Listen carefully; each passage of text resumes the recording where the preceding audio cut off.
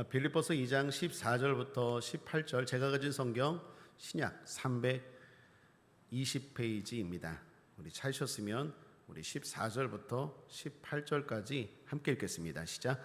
모든 일을 원망과 시비가 없이 하라. 이는 너희가 흠이 없고 순전하여 어그러지고 거스리는 세대 가운데서 하나님의 흠없는 자녀로 세상에서 그들 가운데 빛들로 나타내며 생명의 말씀을 밝혀 나의 다름질도 아니하고 수고도 헛되지 아니하므로 그리스도의 날에 나로 자랑할 것이 있게 하려 함이라.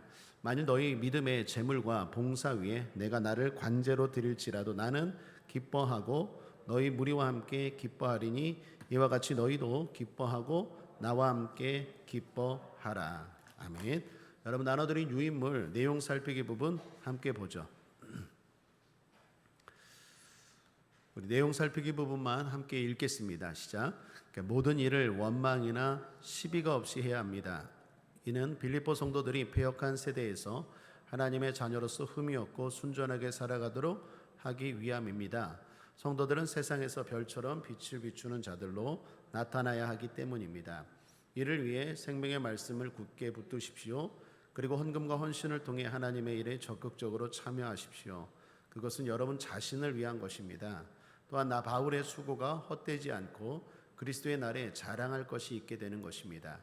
여러분들이 믿음의 헌금과 헌신을 한다면 나는 나 자신을 관제처럼 드릴지라도 기쁨으로 참여하겠습니다. 이것은 나만이 아니라 여러분에게도 큰 기쁨이 될 것입니다.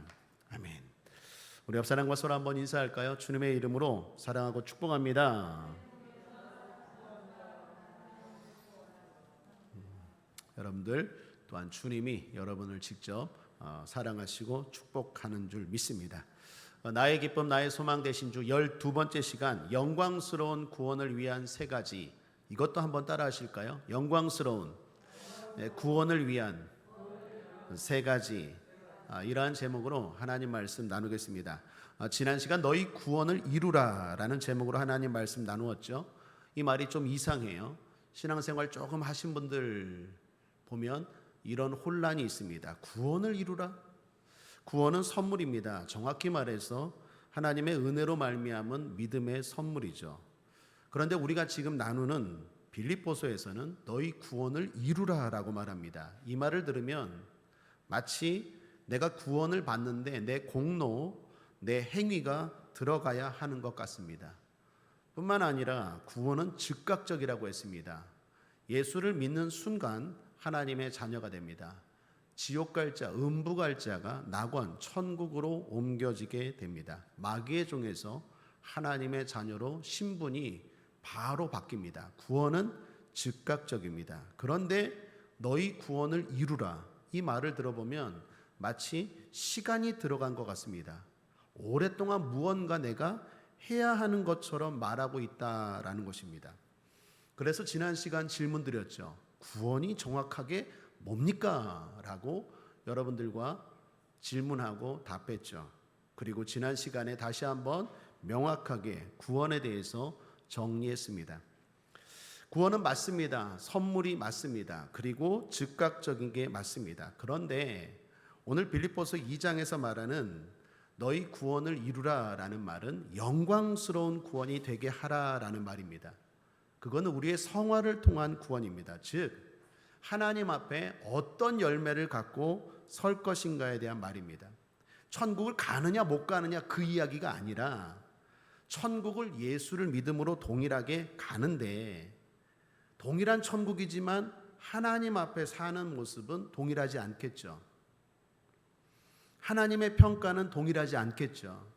우리가 흔히 말하는 마지막에 평생 강도짓 하다가 예수님 마지막에 운명할 때 주여 나를 불쌍히 여겨 주옵소서 하다가 구원받은 사람과 10년 20년 주를 위해서 봉사하고 선교하고 수고한 사람과 똑같이 주님이 평가하신다면 그거 어떻게 공평합니까?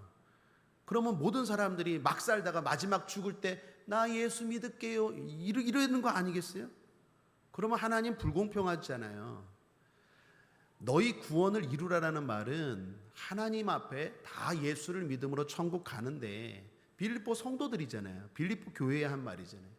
예수를 믿음으로 천국 가는데 거기서 하나님의 칭찬과 하나님의 영광스러운 인정을 받는 그러한 열매를 만들어라 라는 얘기입니다. 한마디로 너희 구원이 영광스러운 구원이 되게 하라는 거예요. 옛날에 부흥강사 목사님들이 그런 얘기했죠. 부끄러운 구원이 되게 하지 말라고. 부끄러운 구원이 뭡니까? 평생 강도짓하고 평생 자기 마음대로 살다가 마지막에 주여 나를 불쌍히 여겨 주옵소서. 그것도 구원받지만 그 부흥강사 목사님들 하는 얘기에 개털모자라 그러잖아요. 개털모자. 천국에 가면 개털모자. 아무것도 없다라는 거죠. 그 말이 틀리지 않다라는 거예요. 성경은 너희 구원을 이루라. 다시 말하면 영광스러운 구원이 되게 하라라는 것입니다. 그것은 당연히 믿음으로 살아야 되겠죠. 말씀대로 살아야 되겠죠. 할 것 해야 하고 하지 말아야 할 것 말아야 되겠죠. 예수를 믿어도 정욕으로 사는 사람이 있습니다. 그러나 예수를 믿고 말씀대로 사는 사람이 있습니다. 정욕으로 사는 사람과 말씀대로 사는 사람을 똑같이 하나님이 평가하신다면 그건 불공평하겠죠.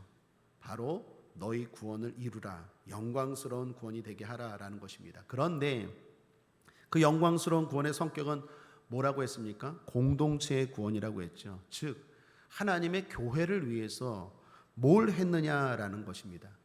하나님이 기뻐하는 게 교회 아닙니까? 교회가 하나님의 집이죠. 주님은 몸이라고 말하잖아요. 성령이 임하고 나서 교회가 태동했죠. 탄생했죠. 삼위일체 하나님이 다 기뻐하는 게 교회입니다. 왜 그렇습니까? 교회를 통해서 영혼이 변화되고 뿐만 아니라 교회를 통해서 영혼이 하나님을 만나는 가장 확실하고 분명한 곳이 교회이기 때문입니다. 물론 부족한 교회들 많습니다. 그리고 어떻게 보면 이 땅의 교회는 완벽한 교회가 없습니다. 죄인들이 모이는데 어떻게 완벽하겠습니까? 그런데 그럼에도 불구하고 하나님이 그 교회를 통해서 함께 하시고 만나 주신다는 거예요. 여러분 성경에 보면 여러 교회가 나오죠. 고린도 교회, 데살로니가 교회, 빌립보 교회, 갈라디아 교회 다 교회거든요. 근데 그런 교회들 가운데는 다 문제들이 많았어요. 심지어 고린도 교회는요 정말 문제가 많았어요. 그런데 한 번도 하나님이 어떤 교회도 이 교회는 나가지 마라, 이 교회는 없애버려라, 이 교회는 문제가 많다, 그러므로 그 교회를 떠나라, 이런 교회는 하나도 없어요. 아무리 문제 많고 아무리 부족한 교회일지라도 하나님이 그 교회는 내 교회다, 내 피값으로 세운 교회다, 귀한 교회다, 나를 대하는 것처럼 대한다면 너희는 복을 받을 것이다, 상을 받을 것이다고 말했지, 어떤 문제 있는 교회도 그 교회는 떠나라, 그 교회는 가지 마라, 교회를 옮겨라, 어느 교회도 없어요. 그렇게 문제가 많고 맨날 싸웠던 고린도 교회도. 그러므로 사랑하는 여러분, 하나님이 가장 기뻐하는 구원, 쉽게 말해서 우리가 복 받고 상 받는 일은 교회를 위해서 내가 뭔가를 했느냐가 중요해요. 저도 마찬가지고 여러분도 마찬가지입니다. 그러므로 영광스러운 구원은 당연히 교회를 위한 일이겠죠. 공동체를 위한 헌신입니다. 공동체를 위한 것이니까 당연히 혼자 할 수 없겠죠. 홀로 된 교회가 있습니까? 두세 사람이 이상이 모일 때 교회가 시작되기 때문입니다. 그러므로 공동체의 구원을 위해서 필요한 게 두렵고 떨림이라고 했습니다. 지금 지난 시간 복습하는 겁니다. 두렵고 떨림의 자세로 하라라고 말씀했죠. 두렵고 떨림이 뭡니까? 두렵고 떨림으로 너희 구원을 이루라고 했잖아요. 두렵고 떨림은 순종이라고 했어요. 순종을 말할 때 두렵고 떨림이에요. 교회의 목사를 하나님의 종으로 두렵고 떨림으로 여기고 순종할 때, 그럴 때 교회가 부흥하고 그럴 때 내가 복을 받는 거지. 저 목사 저거 설교도 못하고, 저거 내가 어렸을 때 저 교회 학교에서 가르쳤는데, 저 나보다 어린 게, 나보다 못 배운 게, 학벌도 없는 게, 이런 식으로 하면 그 복을 받겠습니까? 그 교회가 부흥하겠습니까? 그 교회가 하나가 되겠습니까? 내가 그 목회자를 통해서 하나님의 은혜를 받겠습니까? 제가 지난 시간에 예수님 얘기했잖아요. 예수님이 능력이 가장 나타나지 않은 곳이 아이러니하게도 고향이었어요. 고향에 갔어요. 예수님이. 왜요? 고향 사람들 구원하려고. 그런데 이게 도대체 능력이 안 나타나요. 마가복음 6장에 그 이유를 말하죠. 왜요? 저희들이 믿지 아니함이라. 믿지 않으니까 주님이 아무리 애쓰고 힘써도 역사가 안 일어나요. 왜 믿지 않습니까? 저거 요셉의 아들 목수 아니야? 쟤 무슨 구원자라고? 그런 마음으로는 하나님의 역사, 하나님의 공동체가 부응할 수 없겠죠. 우리가 복을 받을 수 없겠죠. 반대도 마찬가지입니다.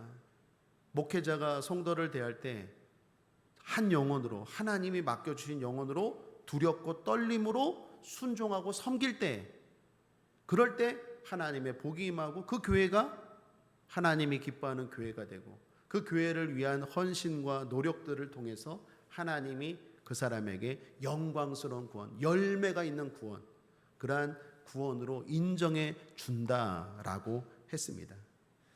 여기까지가 지난 시간에 나눈 얘기입니다. 그런데 끝으로 하나 더, 하나님이 거기에 개입하신다고 했죠.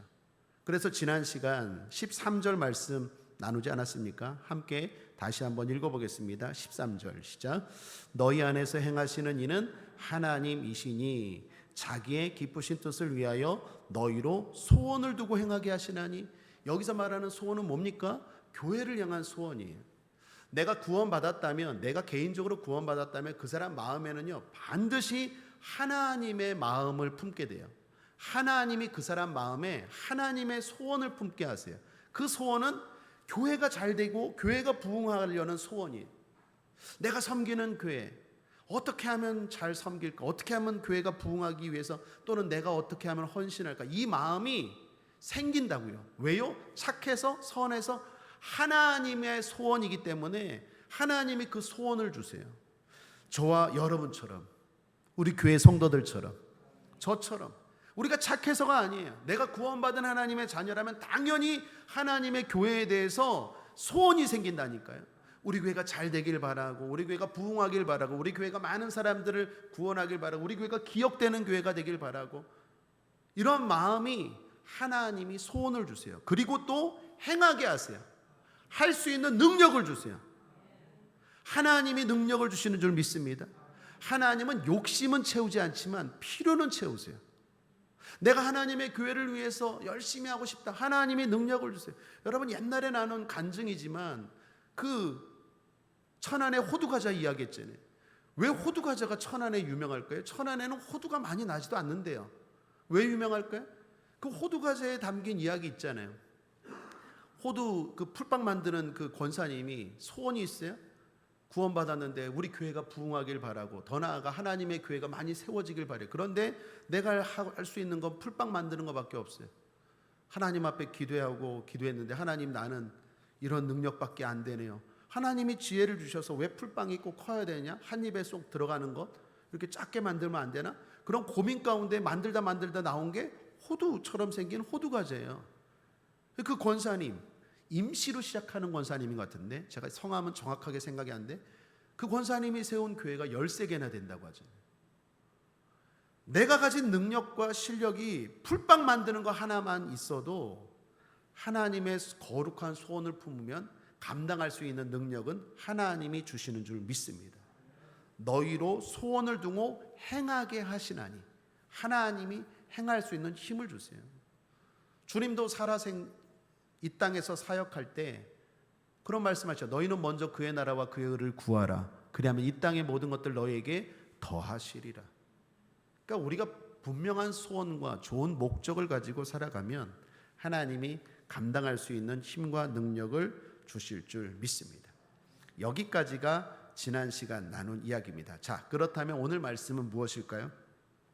오늘 말씀은 이 영광스러운 구원, 교회 부흥, 공동체의 구원을 위해서 구체적으로 우리가 뭘 해야 될지에 대한 이야기입니다. 먼저 결론적으로 말씀드리면 주의해야 될 것, 생각해야 될 것, 관심 가져야 할 것이 있습니다. 제가 이렇게 좀 3가지로 정리해서 카테고리로 나누어서 여러분들과 오늘 말씀을 나누기를 원합니다. 자, 먼저 주의해야 할 것입니다. 뭘 주의하라고 말합니까? 원망과 시비를 주의해야 됩니다. 14절 함께 읽겠습니다. 시작. 모든 일을 원망과 시비가 없이 하라. 하나님의 교회 부흥을 위해서, 내 구원이 영광스러운 구원, 하나님의 칭찬과 복이 임하는 구원이 되기 위해서 주의해야 될 게 있어요. 2가지인데 원망과 시비래요. 여기 원망이라는 말이요, 의성어입니다. 우리말로 말하면 꿍시렁꿍시렁이요. 궁시렁궁시렁 이런 거 있죠. 그러니까 뒤에서 막 수근수근 궁시렁궁시렁 거리는 게 원망이에요. 뜻은 불만스러워서 수군거리다라는 뜻입니다. 오늘 성경은 이 원망을 주의하래요. 오늘 성경만이 아닙니다. 성경 곳곳에 보면 이 원망하는 일에 대해서 특별히 주의하라고 말합니다. 심지어 야고보 사도는요, 이렇게까지 말합니다. 야고보서 5장 9절을 보십시오. 함께 읽죠. 시작. 형제들아, 서로 원망하지 말라. 그리하여야 심판을 면하리라. 보라, 심판자가 문 밖에 서 계시니라. 원망하지 말래요. 꿍시렁꿍시렁 하지 말래요. 내 마음에 안 든다고 궁시렁궁시렁 뒷담화, 쉽게 말하면 뒷담화, 이 까다라는 말은 좀 그렇죠. 뒷담화 하지 말래요. 그게 심판의 대상이라고까지 말합니다. 원망을 하면 심판자가 심판하기 위해서 문 밖에 내 삶에 찾아온대요. 그만큼 하나님이 원망을 싫어한다라는 거예요. 여러분, 왜 하나님이 이런 꿍시렁꿍시렁 거리는 것, 원망하는 것, 뒤에서 수근수근 거리는 것, 이걸 싫어할까요? 이게 교회 부흥에 문제가 되기 때문이에요. 하나님의 교회를 어렵게 하는 일이기 때문입니다. 우리는 흔히 이런 생각하죠. 그게 무슨 큰 문제가 되나? 그리고 또 이런 말도 해요. 사람이 말도 못해? 그죠? 사람이 뭐 이런 자유주의 국가에서 대통령도 욕하는데, 그 교회에 대해서 말도 못해? 좀 마음에 안 들면 꿍시렁꿍시렁 할 수 있는 거지 뭐. 그게 교회에 무슨 큰 문제가 되나라고 생각하는데, 성경은 하나님은 결코 아니에요. 그거 대단히 싫어하시고 심지어 주의하라고 말하고, 그거 계속하면 심판하러 네 문 밖에 서겠대요. 그렇게까지 말씀하세요. 실제로 이게 문제가 된 교회가 있어요. 놀랍게도 사도행전 6장에 나오는 초대교회입니다. 초대교회는 어떤 교회입니까? 성령의 불이 임한 교회예요. 그냥 불이 아니라, 그냥 성령이 아니라 불같이 임했어요. 사도행전 2장에 불덩어리가 떨어져서 모두가 다 방언하고 예언하고 막 능력이 나타난 그런 교회가 초대교회예요. 근데 거기에 보면 교회가 과부를 구제하는 일을 시작했어요. 그런데 그 일에 대해서 불만이 있는 사람들이 꿍시렁꿍시렁 거렸어요. 원망했어요. 뭐 그런 거를 해. 더 중요한 일도 많은데 꿍시렁꿍시렁 했어요. 그런데 이게 그 성령 충만한 초대교회를 큰 위기 가운데 빠지게 만들어요. 별거 아닌 것 같은데 그 수군거리는 것, 그 꿍시렁이 그 불덩어리가 떨어진 성령의 불이 임한 초대교회를 흔들어 버린다니까요. 하나님이 그래서 싫어하게 하세요. 주의하라고 말합니다. 또 하나는 시비입니다. 시비가 헬라어로 디아로기스모스입니다. 이게 우리말로 다른 말, 의심, 논쟁, 다툼 여러 가지로 해석합니다. 근데 한마디로 원망이 시작이라면 시비는 더 커진 상태예요. 보통 원망이 커지다 보면 시비로 이어지잖아요. 바울이 원망과 시비를 주의하라라고 말할 때, 교회 공동체에 하나님이 가장 기뻐하지 않는 일이다라고 할 때, 이 배경을 보니까 배경이 이스라엘 백성들이 출애굽할 때예요. 여러분, 이스라엘 백성들이 출애굽했습니다. 기쁨으로 넘쳤어요. 하나님의 능력을 경험했습니다. 10가지 능력을 경험했어요. 당대 최고 실력자인 바로가 꼬꾸라지는 걸 봤어요. 홍해바다가 갈라지는 걸 봤어요. 만나와 메추라기가 맨날 하늘에서 내리는 걸 경험했어요. 하나님의 승리, 하나님의 보호, 하나님의 인도, 하나님의 함께하심, 날마다 은혜 가운데 신앙생활 했는데 그게 얼마 못 갔어요. 조금 힘들어지니까 어떻게 해요? 꿍시렁꿍시렁 하기 시작했어요. 받은 은혜는 다 잃어버리고 불평, 원망이 터져나오기 시작했어요. 그 원망이 시비로 이어졌죠. 누구랑 합니까? 지도자인 모세한테 막 시비를 걸었어요. 계속. 왜 우리를 끄집어내갖고 이 광야로 인도했느냐? 다시 돌아가겠다. 자꾸 시비했어요. 이게 출애굽 내내 계속됐어요. 하지 마라, 하지 마라. 하나님 기뻐하지 않는다, 하지 마라 하지 마라 하는데도 계속 꿍시렁 수군수군 됐어요. 결국 하나님이 어떻게 하십니까? 무서운 말씀을 하시죠. 그게 민수기 14장 27, 28절입니다. 함께 읽겠습니다. 시작. 나를 원망하는 이 악한 회중을 내가 어느 때까지 참으랴. 이스라엘 자손이 나를 향하여 원망하는 바 그 원망하는 말을 내가 들었노라. 그들에게 이르기를 여호와의 말씀에 나의 삶을 가리켜 맹세하노라. 너희 말이 내 귀에 들린 대로 내가 너희에게 행하리니. 하나님이 맹세할 필요가 있습니까? 맹세할 필요가 없어요. 그런데 하나님이 내가 맹세한다. 그건 진짜 화가 났다는 거예요. 너희 말이 내 귀에 들린 대로 행하겠대요. 이 사람들이 뭐라고 말했는데요? 죽겠다고 말했거든요. 아이고 죽겠네. 왜 나를 애굽에서 살게 하지? 이렇게 끄집어냈어. 옛날이 좋았는데 왜 나로 하여금 예수 믿게 했어? 계속 불평하고 원망했어요. 과거가 좋았습니까? 과거가 뭐가 좋아요? 마귀의 종이었는데, 애굽의 종살이었는데. 예수 믿기 전이 좋았습니까? 그때가 뭐가 좋아요? 잠깐 기쁨이지만 방탕이고 고생이고 맨날 술 취해서 정신없이 다니는 더럽고 추악한 그런 부끄러운 삶이었지. 그게 뭐가 좋아요? 그런데 은혜를 다 잊어먹고 그때가 좋았는데 불평하고 원망하고 죽겠네 나 돌아가게 해줘. 그랬더니 하나님 뭐라고요? 그래 죽겠다고? 그럼 죽여줄게. 이 얘기 얼마나 무서운 말입니까? 원망 조심해야 돼. 이걸 두고 바울이 고린도전서 10장 10절에서 이렇게 말하죠. 저희 중에 어떤 이들이 원망하다가 멸망시키는 자에게 멸망하였나니 너희는 저희와 같이 원망하지 말라. 사랑하는 여러분, 저도 그렇고 여러분도 그렇습니다. 원망, 시비 주의합시다. 영광스러운 구원, 하나님 앞에 칭찬받는 구원, 하나님 앞에 열매가 있는 구원, 그 구원을 바라는 사람은 절대로 원망하고 시비하면 안 돼요. 무엇보다 이건 성화의 증거입니다. 여러분, 예수를 믿고 성화되어 가면 그 특징이 뭡니까? 입술에서 원망이 사라져요. 점점 불평이 사라져요. 내가 원망이 사라지고 시비가 사라진다는 건 그만큼 내가 점점 주님을 닮아간다는 증거예요. 하나님이 기뻐하지 않아요. 제가 우스갯소리로 원망을 이렇게 해석했어요. 여러분 운 한번 띄워주실래요? 원 하면 내가 해석할게요. 시작. 원해요. 망하기를. 망하기를 원합니까? 그러면 투덜투덜 꿍시렁 되십시오. 그러기 위해서 제가 생각해 봤어요. 원망과 시비를 주의하라, 없이 하라고 말하는데 원망을 다스리면 시비는 안 생기겠죠. 원망을 다스려야 될 것 같아요. 여러분 보통 원망을 왜 합니까? 제가 묵상해 봤어요. 제 경험상 원망을 왜 합니까? 남 탓을 하니까 원망하는 거예요.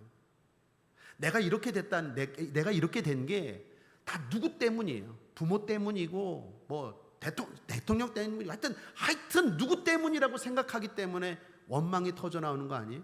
이거 안 하려면 어떻게 해야 됩니까? 바꾸면 되죠. 따라하겠습니다. 다 내 탓이요.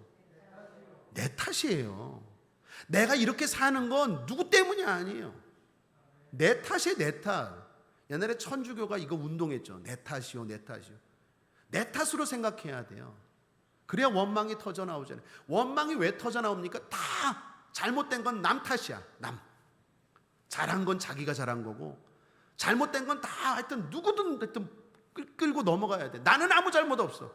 그런 이기적이고 잘못된 생각이 어디 있어요? 하나님이 그걸 싫어하는 거예요. 다 내 탓입니다. 또 하나 길게 보십시오. 여러분 당장에는 마음에 안 들어도요. 하나님의 사람들에게는 뭐가 있습니까? 모든 것이 합력하여 선이 되는 줄 믿습니다. 길게 보면 원망이 터져 나오잖아요. 지금은 힘들 수 있어요. 지금은 어려울 수 있어요. 그런데 이게 나중에 유익이 될 수 있다니까요. 복이 될 수 있다니까요. 그러므로 두 가지를 권명합니다. 따라하겠습니다. 다 내 탓입니다. 길게 봅니다. 두 가지 잊지 마십시오. 그리고 어찌하든지 원망, 꿍시렁거리는 것, 수군거리는 것 주의하시고 하나님 앞에 칭찬받는 저 여러분의 구원 되시기를 주님의 이름으로 축복합니다. 두 번째, 생각해야 할 것입니다. 영광스러운 구원을 위해 생각해야 하는 것은 그것은 결국 나 자신을 위한 것이라는 말입니다. 과거 제가 목회하면서 저도 그런 생각을 했고 그런 생각을 가진 성도님들도 몇 명 대했어요. 열심히 빨간 가방 들고 구역장 했어요. 저도 열심히 진짜 죽어라고 주를 위해서 달려갔어요. 그런데 어느 날 갑자기 이런 생각이 들어와요. 교회만 좋은 일 했네. 구역장 열심히 했던 구역장님이, 빨간 가방 들고 열심히 뛰어다녔던 그 구역장님이 이런 얘기를 하더라고요. 목사님 결국 교회 좋은 일만 한 거 아니에요? 나도 이제 내 삶을 살아야 되겠어요. 여러분, 가끔 가다 보면 영광스러운 구원, 교회 부흥을 위해서 수고하는 사람들 생각에 이런 생각이 불쑥불쑥 찾아옵니까? 안 옵니까? 우리 하모니교회 성도들은 찾아오지 않나 본데 저는 찾아온다니까요. 순간순간 찾아와요. 나는 뭔가 하나님을 위해서, 교회를 위해서 그렇게 수고했는데 나는 뭐야? 우리 가정은 뭐야? 이런 생각 하는 분들 제가 만난 적도 있고 저도 순간 그런 생각이 들 때가 있어요. 오늘 그런 분들 잘 생각하십시오. 하나님을 위한 것도 아니고 교회를 위한 것도 아니고 궁극적으로는 나를 위한 거예요. 15절 말씀 보겠습니다. 함께 읽겠습니다. 시작. 이는 너희가 흠이 없고 순전하여 어그러지고 거스리는 세대 가운데서 하나님의 흠없는 자녀로 세상에서 그들 가운데 빛들로 나타내며 세상이 어그러지고 거스르대요. 그 말은 불순종의 모습을 말하는 거예요. 신명기를 배경으로 합니다. 신명기에 보면 이스라엘 백성들이 광야에서 자꾸 하나님에게 불순종했죠. 그때 어그러지고 거스르는 사람들이라고 말합니다. 사람들이 자꾸 하나님의 뜻과 반대로 살아가려 해요. 불순종하려고 합니다. 여러분, 우리도 과거에는 그랬죠. 예수 믿기 전에는 하나님의 뜻대로 사는 게 아니라 내 맘대로 내 뜻대로 살려고 해요. 그런데 이제는 아니죠. 이제 주님 말씀대로 살려고 하는 줄 믿습니다. 그런데 문제가 있어요. 순간순간 어려움이 닥쳐온다는 거예요. 일단 유혹이 있습니다. 과거로 돌아가고픈 유혹이 있어요. 예수를 믿고 변화되었다고는 하지만 여전히 우리에게 정욕이 있어요. 육체가 있어요. 그래서 옛날로 돌아가고 싶은 생각들이 순간순간 찾아와요.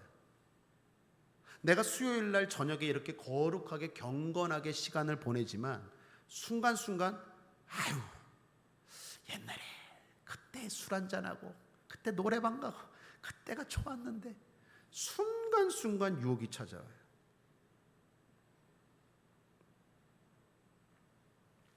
또한 핍박도 있습니다. 내가 그렇게 살려고 하는데 자꾸 주변에서 방해가 있어요. 그리고 그 배후에 마귀가 가만히 안 둡니다. 그러다 보면 어떤 일이 일어납니까? 소수가 되어가요. 다수가 아니라 소수가 되어가요. 여러분, 우리가 세상에 살다 보면 하나님의 말씀대로 사는 사람들이 많습니까? 아니면 자기 마음대로 사는 사람들이 많습니까? 자기 마음대로 사는 사람들이 많아요. 마음대로 먹어, 마음대로 마셔, 마음대로 자, 마음대로 놀아. 왜 그렇게 힘들게 사니? 뭐 꼭 그렇게 살 필요 있어? 마음대로 놀아. 그런 사람들이 주변에 훨씬 더 많아요. 그리스도인은 항상 소수입니다. 이 소수라는 게 우리를 흔들고 지치게 만들어요.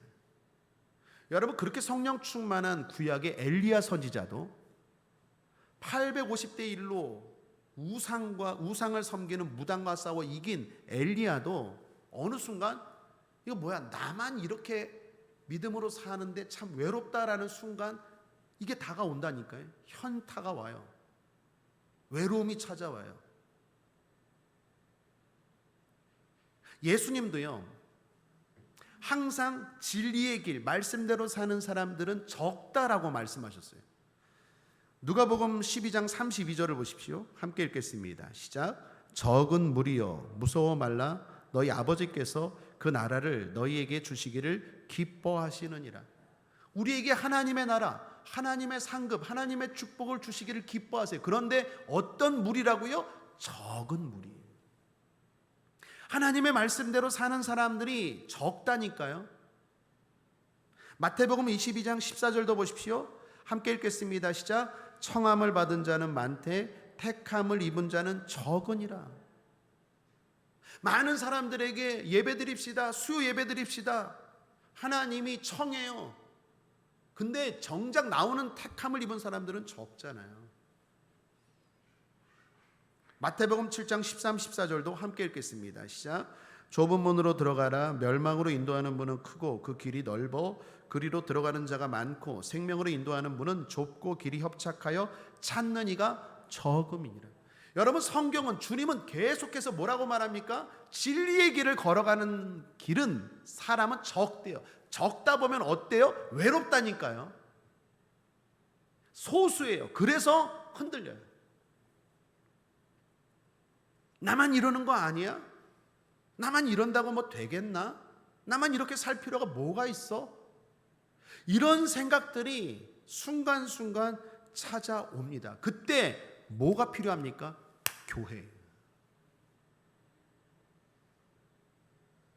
교회에서 열심히 예배하는 게 필요해요. 교회에서 열심히 기도하는 게 필요해요. 교회에서 열심히 봉사하는 게 필요해요. 교회에서 내가 뭔가 하는 게 필요해요. 그런 게 없으면 나도 그런가 하고 다시 돌아가고픈 마음들이 수도 없이 찾아와요. 이건요, 우리만이 아니라 역사 이래로 항상 모든 교회, 모든 성도들이 항상 이런 일들이 있었어요. 베드로 사도가 하는 말을 한번 들어보십시오. 베드로전서 4장 3절 4절입니다. 함께 읽겠습니다. 시작.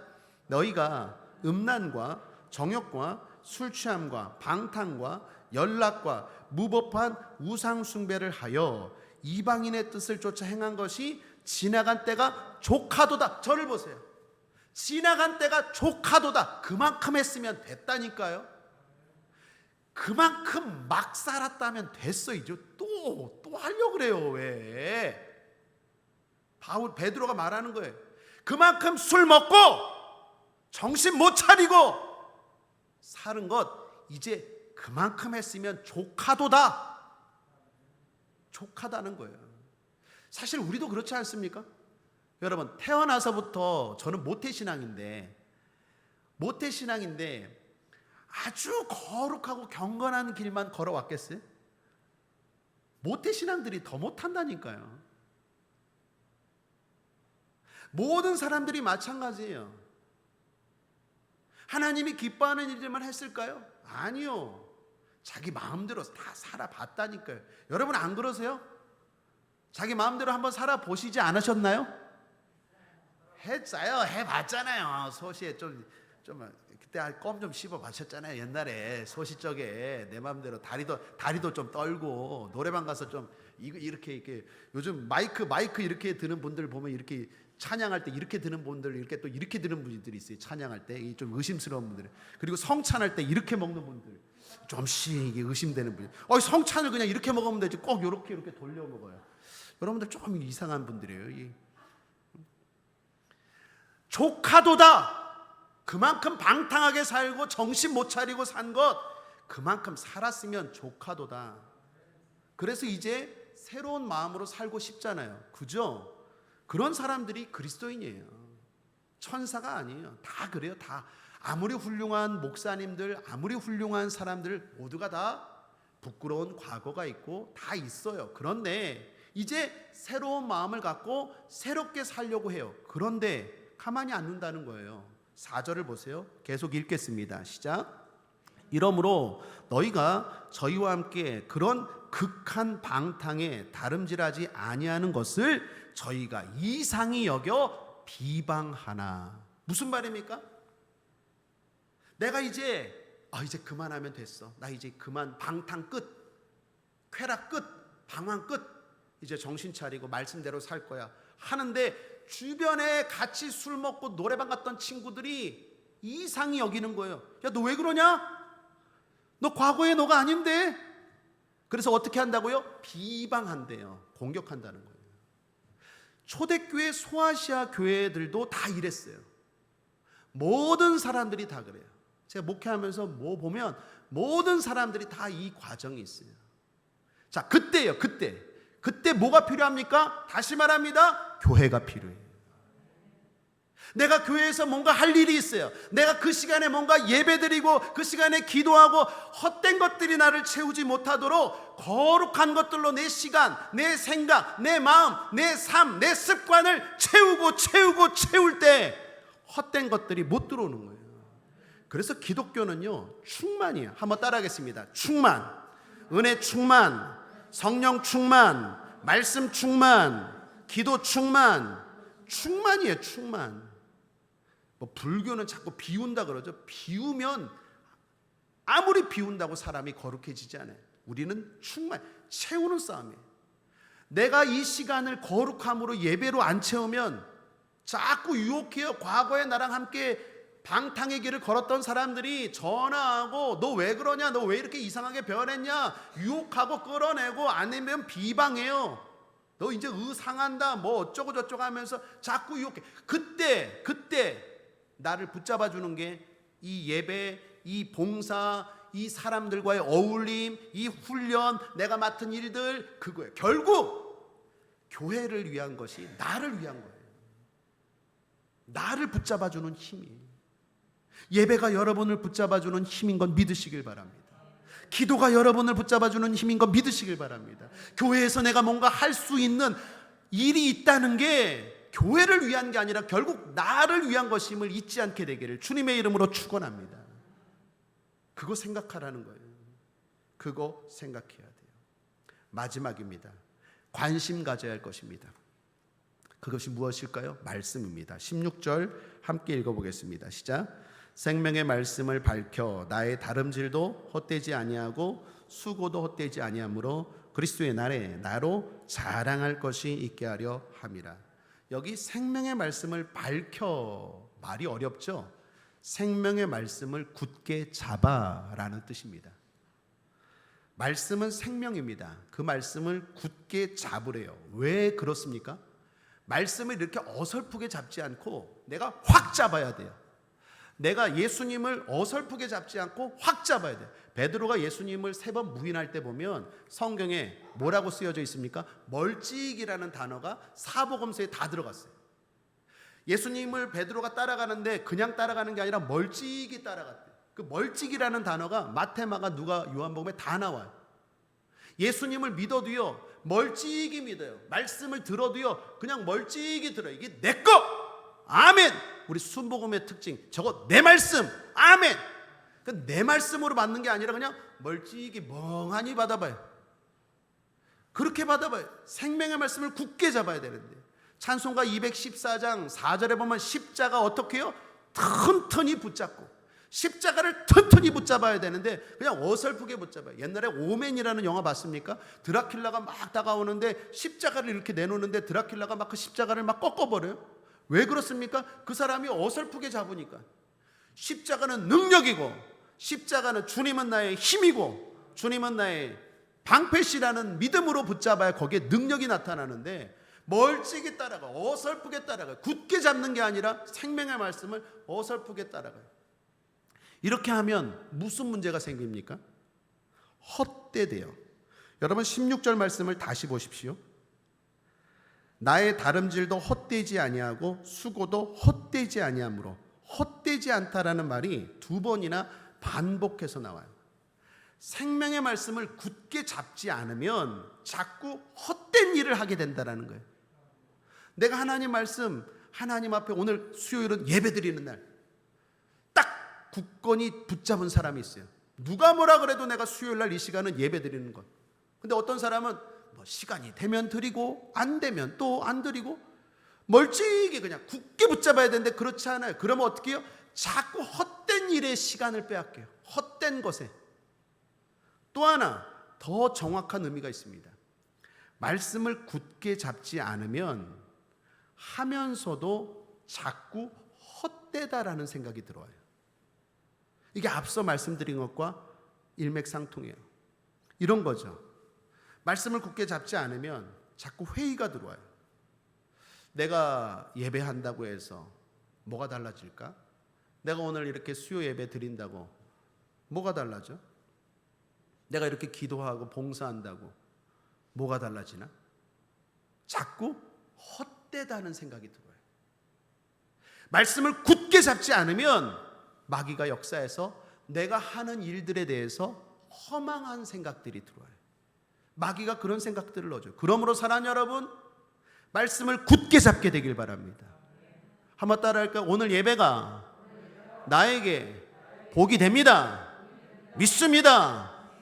아멘입니까? 굳게 잡으셔야 돼요. 하나님의 말씀을 굳게 잡고 예배하고 기도하고 봉사해야 되는데, 그렇지 않으면 자꾸 들으면서도 이런 생각이 들어요. 이런다고 뭐 되나? 내가 뭐 이렇게 한다고 뭐 우리 가정이 달라지나? 자꾸 뭐요? 헛된 생각이 들어요. 그래서 바울이 말하는 거예요. 생명의 말씀을 내가 굳게 잡아. 관심을 가져야 될 것 말씀입니다. 말씀을 여러분 굳게 붙잡아야 돼요. 어차피 하기로 한 것 굳게 붙잡아야 돼요. 예배를 드려도 굳게 드리셔야, 기도를 해드려도 굳게 하셔야 돼요. 그냥 어설프게 오가면 거기 하나님 역사가 나타나지 않아요. 들어올 때부터 굳게 군인처럼 들어오셔야 돼요. 들어올 때 그냥 허리멍텅 들어오지 말고 정신 차리고 딱 들어와서 말씀 듣고 그냥 아이고 오늘 왜 이렇게 설교가 기나, 오늘 목사님 비도 많이 오는데 날씨도 후덥지근한데, 그런 생각하지 말고 굳게 붙잡아야 돼. 기도를 하든 뭘 하든. 자, 또한 17절을 보십시오. 17절 함께 읽겠습니다. 시작. 만일 너희 믿음의 재물과 봉사 위에 내가 나를 관제로 드릴지라도 나는 기뻐하고 너희 무리와 함께 기뻐하리니. 바울이 말합니다. 내가 생명의 말씀을 굳게 잡겠다. 그래서 너희 믿음의 재물과 봉사 위에 나를 관제로 드릴지라도 기뻐하겠다고 말해요. 자, 여기 중요한 게 관제입니다. 관제라는 말이 제사 용어예요.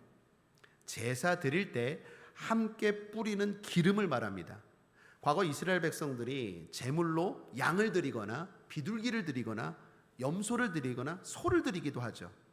그러면 항상 꼭 들어가는 게 관제예요. 기름이에요. 그냥 드리면 하나님 기뻐하지 않아요. 다 기름을 부어요. 그래서 부족한 것을 기름을 드림으로 말미암아 온전한 제사가 되게 하는 게 관제예요. 그런데 특징이 뭡니까? 드러나질 않아요. 여러분, 양을 드렸다고 말하지 기름을 드렸다고 말하지 않아요. 소를 드렸다고 말하지 기름을 드렸다고 말하지 않아요. 반드시 필요하지만 드러나지 않는 게 관제예요. 자, 바울이 왜 이런 말을 했는지 알겠죠? 빌립보 교회 성도들은 초신자예요. 그들이 하나님 앞에 믿음으로 헌금을 하고 믿음으로 봉사를 합니다. 그런데 그게 하나님이 보시기에 온전한 것일까요? 하나님이 베푼 거에 비하면 그게 온전한 것일까요? 하나님이 베푼 은혜에 비하면 빌립보 교회 성도들이, 우리도 마찬가지입니다. 우리가 드리는 건 온전하지 않죠. 하나님이 우리에게 주신 게 얼마나 많은데, 여러분, 우리는 영종도 바다를 끼고 있는데도 홍수에 침수도 되지 않아요. 우리 성도들 아직까지 한 사람도, 영종도 물론 그런 분도 계시겠지만 우리 교회 성도들 가운데서 여러분, 개인 한 사람 한 사람 생각해 보십시오. 하나님이 우리가 아는 것 모르는 것 베푼 은혜를 생각하면 그 은혜에 비해서 우리가 하나님께 드리는 것 합당합니까, 여러분? 부족하죠. 하나님이 베푼 은혜에 비하면 우리가 얼마나 헌금 드리고 얼마나 육체로 봉사합니까? 저도 마찬가지고 부족해요. 그런데 바울이 너희들이 믿음으로 그렇게 하나님 앞에 뭔가를 하겠다면, 나는 어떻게 해요? 바울은 빌립보 교회 성도들보다 믿음이 더 좋죠. 나는 드러나지 않아도, 사람들이 인정하지 않고 사람들한테 드러나지 않는 관제일지라도 관제로 드려져서 너희들의 믿음이 하나님 앞에 받으실 만한 게 된다면 나는 얼마든지 기쁨으로 내 삶을 드리겠다라는 거예요. 여러분, 이게 어떻게 가능합니까? 생명의 말씀을 붙드는, 굳게 붙잡는 그런 사람들은 이런 헌신이 가능해요. 하나님이 나를 칭찬하시고 하나님이 나를 알아주시면 된다라는 하나님의 말씀을 굳게 붙잡는 사람들은 사람들의 인정, 사람들의 평가, 사람들의 칭찬에 연연하지 않고 어떻게 해요? 이런 기쁨의 헌신을 감당해요. 제가 이 대목에서 우리 교사 선생님들이 생각났어요. 자, 이렇게 생각하면 좋을 것 같아요. 아이들이 우리 교회에 가끔 강단에 서죠. 율동하기 위해서 서요. 그때 되면 제가 볼 때 우리 교회가 제일 활력이 넘쳐. 일단 엄마들 다 카메라 들고 이 앞으로 와. 그 말씀을 들을 때는 항상 저 뒤쪽에 구석에들 앉아 있다가 그냥 자기 애들이 그냥 여기 있으면 그냥 다 카메라 들고 그냥 막 사모하는 마음으로 주여 은혜를, 기쁨에 찬 얼굴로 일단 막 그냥 감동이 넘쳐. 얼굴이 환해갖고 그냥 카메라 들고 그냥 막 앞으로 오죠. 그런데 우리 아이들 여기 있으면 율동을 잘합니까 못합니까? 이제 웃는 거 보니까 이게 어떤 건지, 오합지졸이에요. 막 이게 음악은 나오는데 막 코 파는 애들, 그리고 멍하니 하는 애들, 그리고 막 어떤 애 또 막 울어. 안 울다가 올라오는데 막 울고 엄마 하고 울고. 이게 율동인지 하나님이 받으시는 건지, 이게 무슨 교회 뭐 어린이집 동네 무슨 장기자랑인지 이게 하나님이 받으시겠습니까? 그런데 그 아이들이 그렇게 서 있는데 교사들이 중간중간에 서서 율동을 해요. 특히 앞에서 율동을 해요. 그럼 아이들이 어떻게 해요?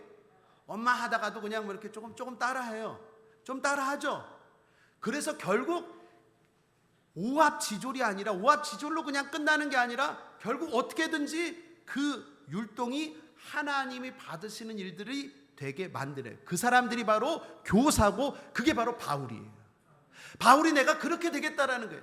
드러나는 주인공은 코 파는 애들, 우는 애들, 율동도 제대로 못하는 걔네들이 주인공이지만 선생님들은 드러나지 않지만 바울이 말하는 거야. 내가 그런 관제 기름처럼 부어질지라도 내가 너희들이 하겠다면 기쁨으로 참여하겠다는 거예요. 자, 이런 마음이 어떻게 생길까요? 생명의 말씀을 굳게 잡는 사람이 이런 마음이 생겨요. 말씀을 굳게 잡지 않는 사람은 내가 드러나지도 않는데 그런 봉사를 해서 뭐해? 나를 인정해 주지도 않는데, 뭐 나를 칭찬하지도 않는데 내가 뭐하러 하나? 이런 생각을 해요. 그런데 바울이 말하는 거예요. 나는 생명의 말씀을 굳게 잡아. 너희들이 믿음으로 뭔가 헌물을 드리고 봉사를 하겠다면 그 위에 나를 관제로 드릴지라도, 나는 드러나지 않을지라도 나는 기뻐하고 기쁨으로 그 일에 참여하겠다는 거예요. 왜요? 하나님의 말씀을 굳게 잡고 있기 때문에. 그래서 내가 하는 그 일이 헛되고 헛되지 않다는 걸 아는 거예요. 사랑하는 여러분, 신앙생활하면서 영광스러운 구원, 하나님의 칭찬과 복을 받길 원하는 구원은 반드시 하나님의 말씀에 관심 가져야 돼요. 그 말씀을 굳게 붙잡는 사람만 그런 복된 길을 걸어가요. 그렇지 않으면 신앙생활 한다고 하면서 여전히 종교생활이에요. 사람들의 시선, 사람들의 인정, 사람들에 따라서 자꾸 바리새인들처럼 신앙생활이에요. 우리 국제하모니교회 성도들처럼 하나님 말씀 굳게 붙잡아서 내가 하는 모든 일들이 헛되지 않다라는 믿음으로 드리고, 뿐만 아니라 누가 나를 인정해 주지 않아도 관제처럼 그 빈자리를 아름답게 채워서 하나님이 기뻐 받으시는 것으로 만드는 저와 여러분 되기를 바랍니다. 그것이 영광스러운 구원을 바라는 사람들에게 필요한 모습인 줄 믿습니다. 말씀을 정리합니다. 영광스러운 구원을 위한 세 가지라는 제목으로 하나님 말씀 나누었습니다. 교회 부흥을 위한 노력은 우리에게 영광스러운 구원입니다. 이것은 하나님의 소원이자 하나님이 도와주시는 일입니다. 이를 위해서 우리는 주의, 생각, 관심을 가져야 하겠습니다. 원망과 시비 주의하십시오. 별것 아닌 것 같은데 엄청 하나님이 싫어하세요. 이게 하나님의 거룩한 공동체를 완전히 흔들 수 있어요. 정말로 조심하고 조심해야 돼요. 그리고 무엇보다 생명의 말씀을 굳게 붙잡고 헌신하면서 시험 들지 말아야 되겠습니다. 이 모든 것들이 결국 교회를 위한 것이 아니라 우리 자신을 위한 것임을 잊지 말고 거기에 최선을 다해서 믿음으로 살아야 되겠습니다. 그렇게 되기를 저와 여러분 모두 축복합니다. 기도하시겠습니다. 하나님 아버지, 영광스러운 구원을 위해서 뭘 주의해야 될지, 어떤 생각을 가져야 될지, 그리고 무엇에 관심 가져야 될지 다시 한번 오늘 빌립보서 말씀을 통하여 깨닫게 하시니 감사합니다. 깨달은 말씀 붙잡고 기도합니다. 성령님 도와주셔서 바라기는 우리 국제아모닉의 모든 성도들 하나님 나라의 개털모자 되지 않게 하시고 하나님 앞에 인정받고 칭찬받는 영광스러운 구원의 주인공들 다 되게 하여 주시옵소서. 감사드리며 예수님의 이름으로 축복하고 기도했습니다. 아멘. 우리 말씀